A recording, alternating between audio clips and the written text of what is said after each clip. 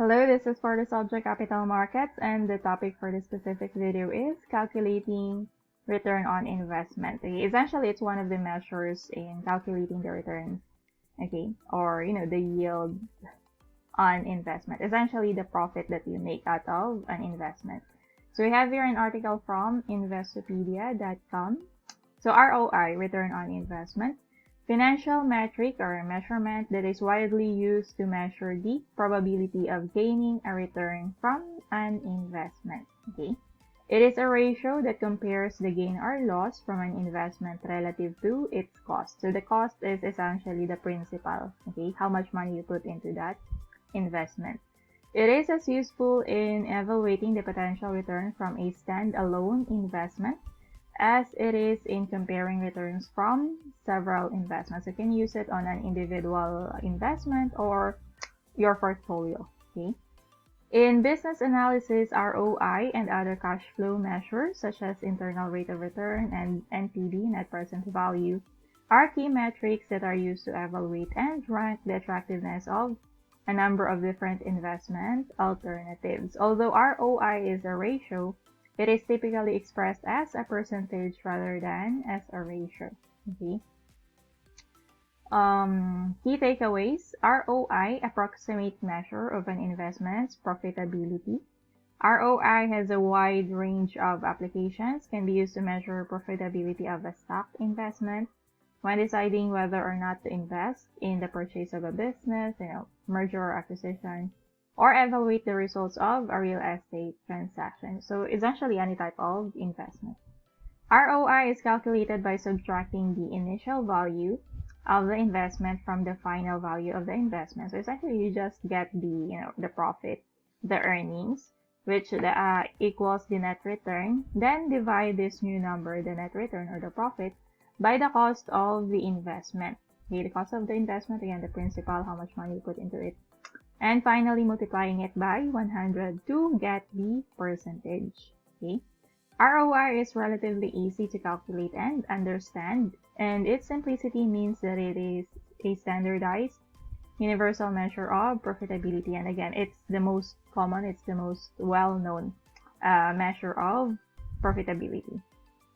One disadvantage of ROI is that it doesn't account for how long an investment is held. So a profitability measure that incorporates the holding period may be more useful for an investor that wants to compare potential investments. Okay. If you'd like to know how much is the rate of return every year, then you'd have to use some other measurements. Okay. How to calculate return on ROI? There are two different methods. First one, net return on investment divided by the cost of investment times 100%. In the second method, essentially just, the net return on investment is computed by this formula. Final value of the investment. Okay, so let's say if you, if you invested in a stock, okay, or in stocks of a company. So you have your initial value, let's say you bought them at the beginning of the year, 100 pesos per share, okay? And then at the end of the year, of course, the market price changed and it's now 120 pesos, okay? So the final value of your investment is 120 pesos minus the initial value, 100 pesos. So the net return on investment is 20, okay? So here, of course, you use 20, and then here, you use 20 as well. And then the cost of investment is 100 pesos, okay? 20 over 100, 0.20 times 100 is 20%, okay? How do you interpret the return on investment? It's important to keep a few things in mind. First, ROI is typically expressed as a percentage because it is intuitively easier to understand as opposed to when expressed as a ratio. Essentially, we're just, not used to seeing ratios, but we are used to seeing percentages. So it's much, easier to relate to. Second, the ROI calculation includes the net return in the numerator because returns from an investment can be either positive or negative. So let's say instead of your investment becoming 120, pesos, the market price went lower. So let's say 90. So 100 minus, sorry, final value is 90 minus 100. So that's going to be negative 10 over 100. So the ROI is negative 10%. So that's possible as well, right? Because returns are, not only profits, it could also be losses, right? When ROI calculations yield a positive figure, it means that the net returns are in the black, okay, because total returns exceed total cost, okay. Alternative, when ROI calculations yield a negative figure, it means that the net returns are in the red, okay. Red is considered, alarming. It's like it's bleeding your investment because total costs exceed total returns. In other words, this investment produces a loss if you're in the red. Finally, to calculate ROI with the highest degree of accuracy, total returns and total cost should be considered. For an apples-to-apples comparison between competing investments, annualized ROI should be considered. So if you have a few investments and you want to check which one is the most profitable, then you shouldn't look at how much they have earned through the lives of these assets, but rather their annualized ROI, okay? Because this one investment might have earned the most, but you've been holding it for, let's say, 3 years or 5 years already, and then this one is already profitable, but you've only held it for a few months, okay? So you have to standardize or normalize or annualize the ROI so that they could be comparable. Okay, you can't compare an investment you've been holding for 5 years to an investment that you've only been holding for a few months, right? Okay, example, a human investor bought 1,000 shares of the hypothetical company, Worldwide Wicket Corporation Company, at $10 per share. 1 year later, the investor sold the shares for $12.50. The investor earned dividends of $500 over the 1 year holding period. The $500 is for all 1,000 shares, okay? The investor also spent a total of $125 on trading commissions in order to buy and sell the shares. So you have your additional cost of investment. The ROI for this investor can be calculated as follows. So you have your 12, the selling price, and then your cost, $10 per share, times you have 1,000 shares, right? So you compute that first. After getting the amount, you add in the dividends that you earned during the holding period, 500, minus your cost of trading, 125, okay? And then you divide that by the cost of your investment, which is, $10 per share times 1,000 shares, okay? And then multiply that by 100 to get the percentage. So it's 28.75%. Okay, so that's how you compute the ROI for this particular one. Step-by-step analysis to calculate the net return. So you get the total returns and the total cost. So for the total returns, it's going to be, 1,000 times 12.5 plus the 500, the dividends. And then for the total cost, you have your $10 per share times 1,000 shares plus 125. So those are your costs, right? And then get the difference. That will be your net return. The gross capital gain before commissions from this trade is 2.5 times 1,000. The 500 amount refers to the dividends received by holding the stock, while the 125 is the total commissions paid or the expense. If you further dissect the ROI into its component parts, it is revealed that 23.75% came from capital gains and 5% came from dividends. 5%, 500 over 100,000, I think.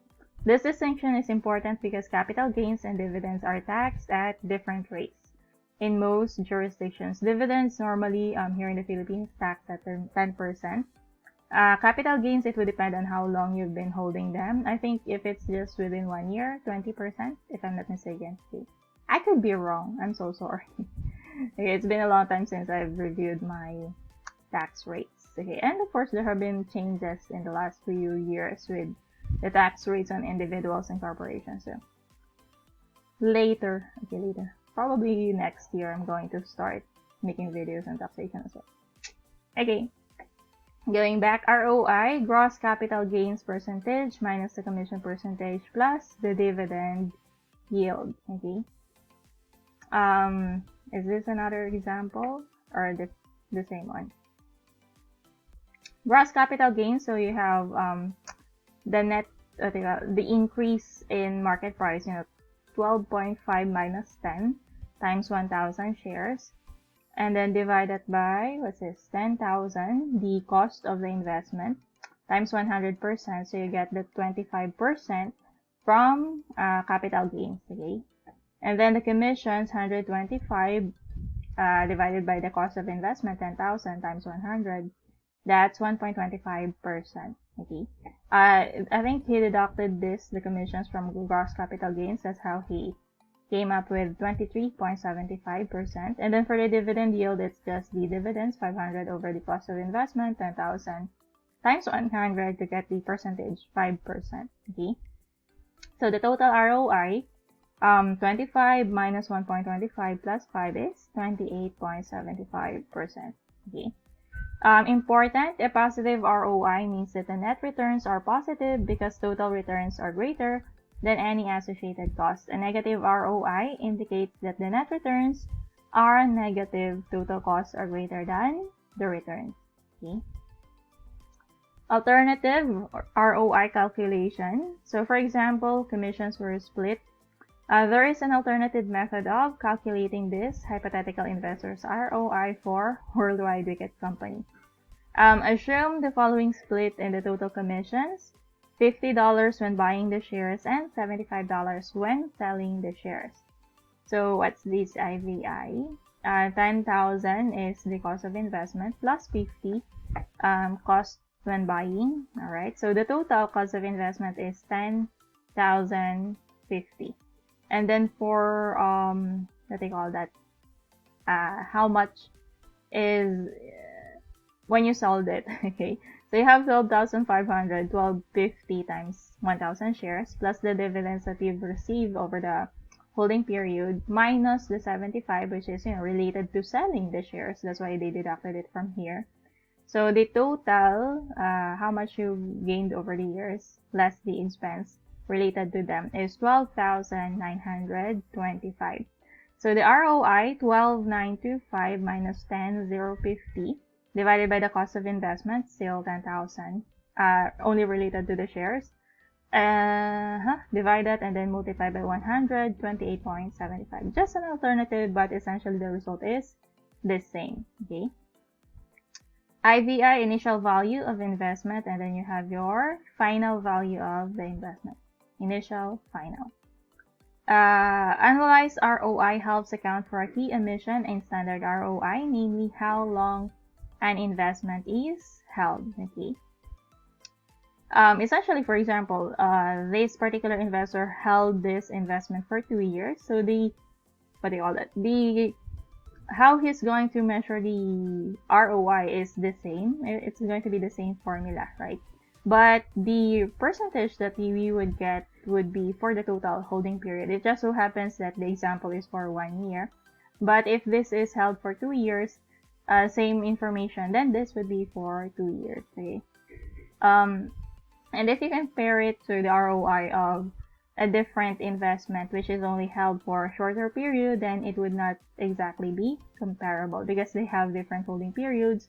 And that's why we need to use annualized ROI to make the information comparable to each other. Okay, so annualized ROI provides solution for one of the key limitations of the basic ROI calculation. The basic ROI does not take into account the length of time that an investment is held, also known as the holding period. The formula for calculating annualized ROI is as follows: 1 plus the ROI raised to 1 over n. N is the number of years for which the investment is held, and then minus 1 times 100%. Okay. Assume a hypothetical investment that generated ROI of 50% over 5 years. Okay. If you want it to be simple, you can just divide 50 over 5 years. So you get 10% for each year. But that doesn't take into account, the time value of money.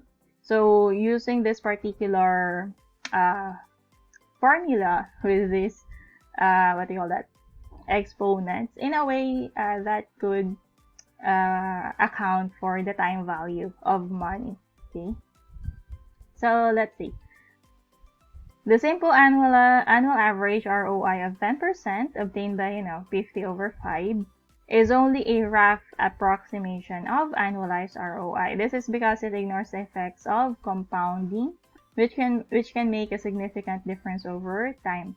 The longer the time period, the bigger the difference between the approximate annual average ROI, this one, the simplified one, and the annualized ROI. So for the formula above, so 1 is a constant here, okay?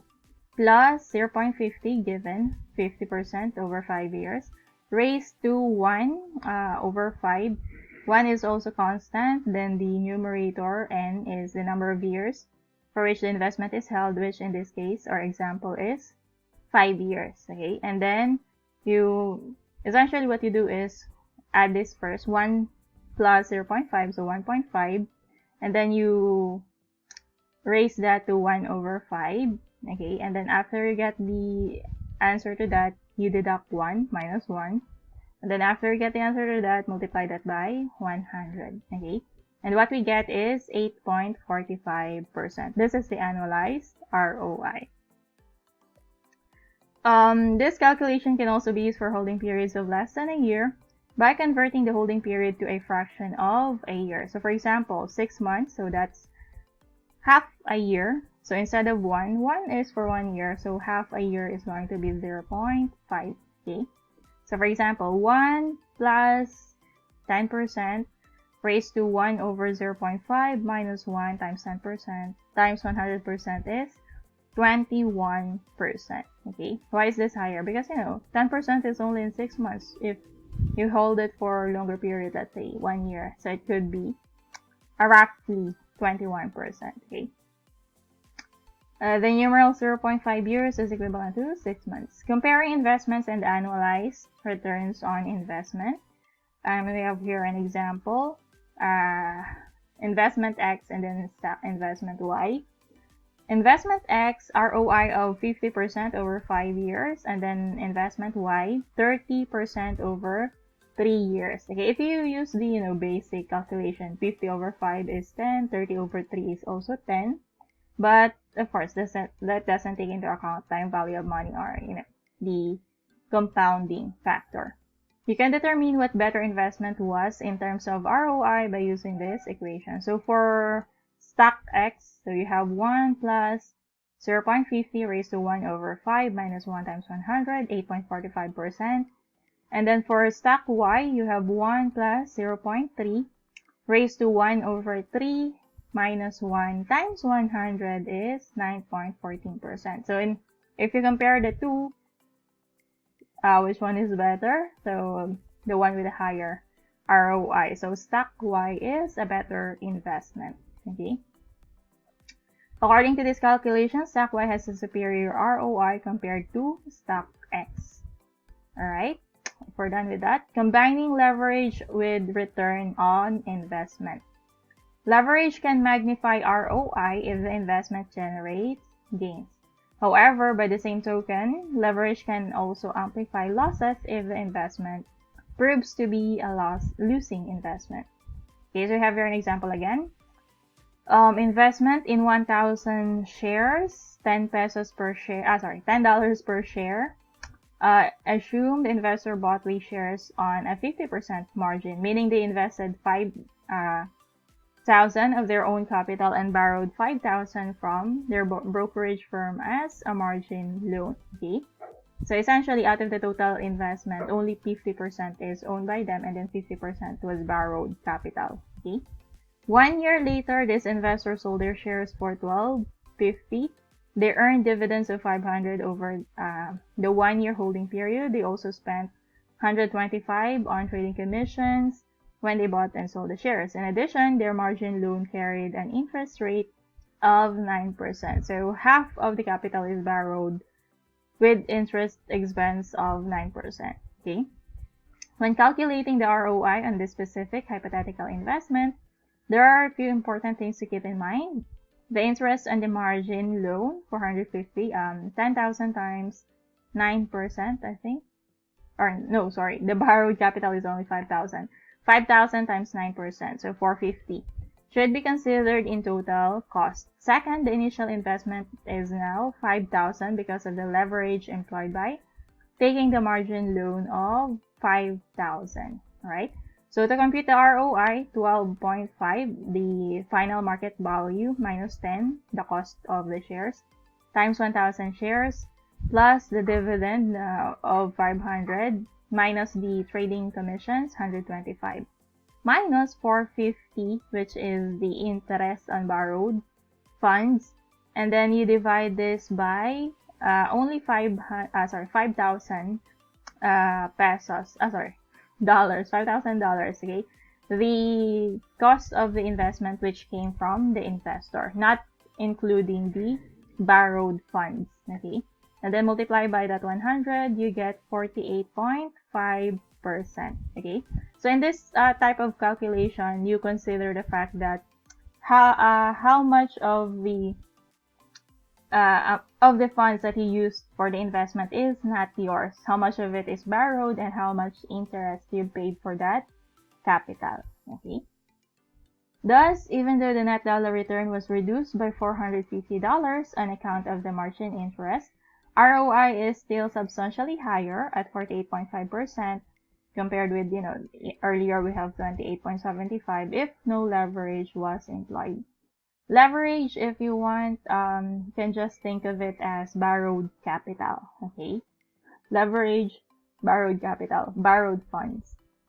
As an additional example, consider if the share price fell to $8 instead of rising to 12.5. So in this situation, the investor decides to cut their losses and sell the full position. Here is the calculation. So you have 8 minus 10. So essentially it's going to be negative. Times 1,000 shares plus the 500 dividends minus the trading commissions, 125, minus the interest payment, 450. And then you divide that by, what do you call that? The cost of investment, which was funded by the investor only. So 5,000. Times 100% to get the percentage. So 2,075 divided by 5,000 is negative 41.50. In this case, the ROI of negative 41.50 is much worse than an ROI of negative 16.25, which would have occurred if no leverage was employed. Okay. Maybe you can compute for this if you follow the original formula, the basic ROI. Instead of 5,000 here, you use 10,000. And then for the numerator, you remove the 450 for the leverage. Okay. And so you get negative 16.25 using that.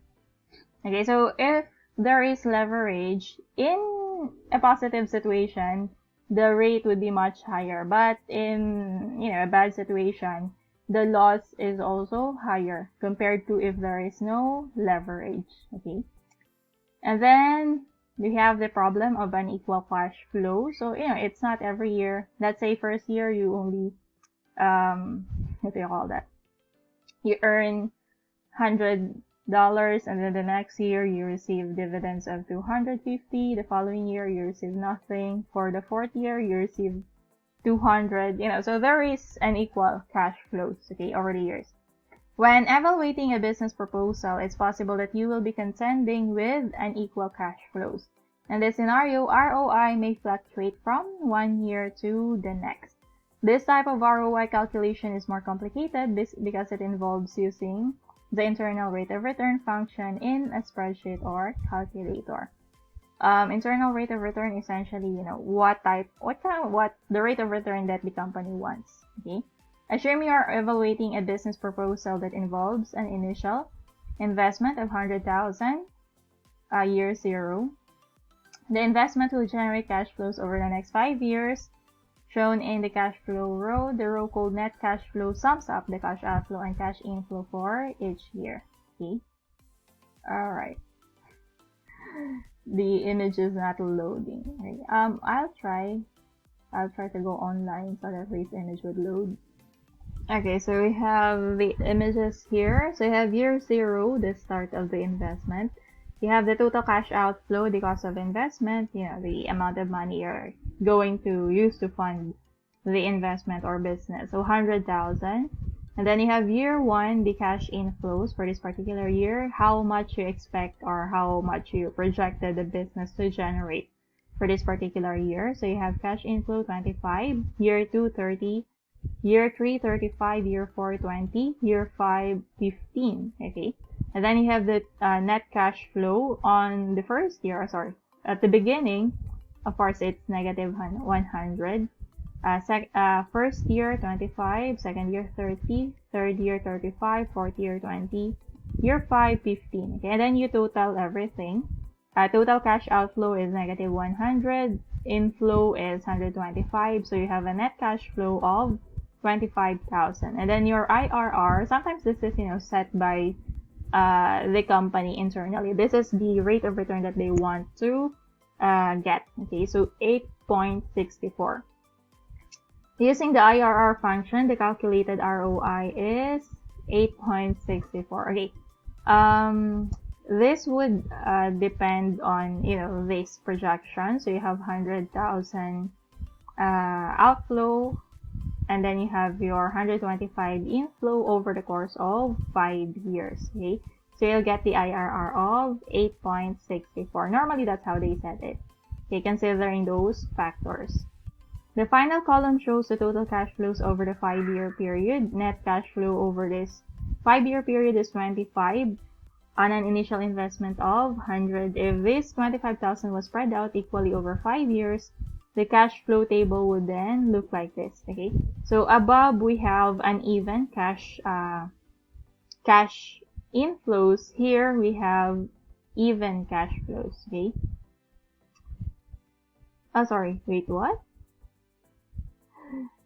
Net cash flow over this 5 period is 25. This should be 25, 25, 25, 25, 25, 25, and we have a total of 125.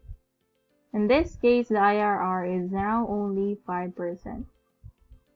Wait, I'm confused. The description is 25 per year, spread out evenly over 5 years. Okay.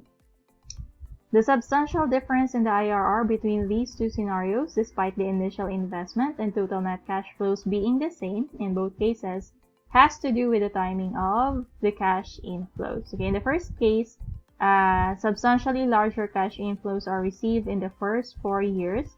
Because of the time value of money, these larger inflows in the earlier years have a positive impact on the IRR. Whereas in the second case, we have, equal cash flows over the 5-year period. So, since they are equal, the IRR is essentially lower. Alright? In the first case, the first few years are higher compared to the last years. Okay, 25, 30, 35. Year 4 is only 20. Year 5 is only 15. So, high, and there's increase during the year 2 and year 3, and then it went down year 4 and year 5. Okay. Advantages of ROI. Biggest benefit, relatively uncomplicated metric, easy to calculate and intuitively easy to understand. Its simplicity means that it is often used as a standard universal measure of profitability. As a measurement, it is not likely to be misunderstood or misinterpreted because it has the same connotations in every context. Its disadvantages, it does not take into account the holding period of an investment, but as we've seen, there is a way to calculate that, which can be an issue when comparing investment alternatives. Alright, this has been explained to us. Second, it does not adjust for risk. Common knowledge that investment returns have a direct correlation with risk. The higher the potential returns, the greater the possible risk. This can be observed firsthand in the investment world, where small cap stocks typically have higher returns than large cap stocks. Essentially, this means low price, and then this means high price stocks, but are accompanied by significantly greater risk. Okay? An investor who is targeting a portfolio return of 12%, for example, would have to assume a substantially higher degree of risk than an investor whose goal is only 4%. Okay? If an investor hones in on the only ROI number, hones in on only the ROI number, or depends only on ROI computation, without also evaluating the concomitant risk, other risk involved, the eventual outcome of the investment decision may be different from the expected result. Although you've computed ROI and it's good, if you haven't considered the other risks that could affect the investment, then it might not result into what you were expecting. Third, ROI figures can be exaggerated if all the expected costs are not included in the calculation. So if, for example, you disregard the trading cost, what do you call that? The leverage cost. So this can happen either deliberately or inadvertently. In evaluating the ROI on a piece of real estate, all associated expenses should be considered. Those expenses would include mortgage interest, property taxes, insurance, and all costs of maintenance. Of course, your maintenance over the life of the asset, right? And it's going to be an estimate. These expenses can subtract a large amount from the expected ROI. Without including all of them in the calculation, the ROI figure can be grossly overstated. Finally, like many profitability metrics, ROI only emphasizes financial gains when considering the returns on an investment. It does not consider ancillary benefits such as social or environmental goods. Relatively new ROI metric known as social return on investment helps to quantify some of these benefits for investors. Okay, so there's this video on it. I'm not sure if they the video is not about SROI, unfortunately. It's just how to calculate ROI in an Excel. Okay, so this is good to know. You might want to watch it on your own sweet time. I'm going to link the article in the description. Okay, so please see this. Okay, so it would be much easier for you to compute the ROI. Bottom line, return on investment is a simple and intuitive metric of the profitability of an investment. There are some limitations to this metric, including that it does not consider the holding period of an investment and is not adjusted for risk. However, despite these limitations, ROI is still a key metric used by business analysts to evaluate and rank investment alternatives. Okay, so although it has its disadvantages, it's still a good measure of profitability. Okay, but of course you shouldn't rely on just one measure of profitability. You can use other measures as well. Okay, but this one is very easy to understand and commonly used by investors and business analysts. Right? So that's it for this one. We've discussed measuring returns using ROI. So that's it for this one. Thanks and bye.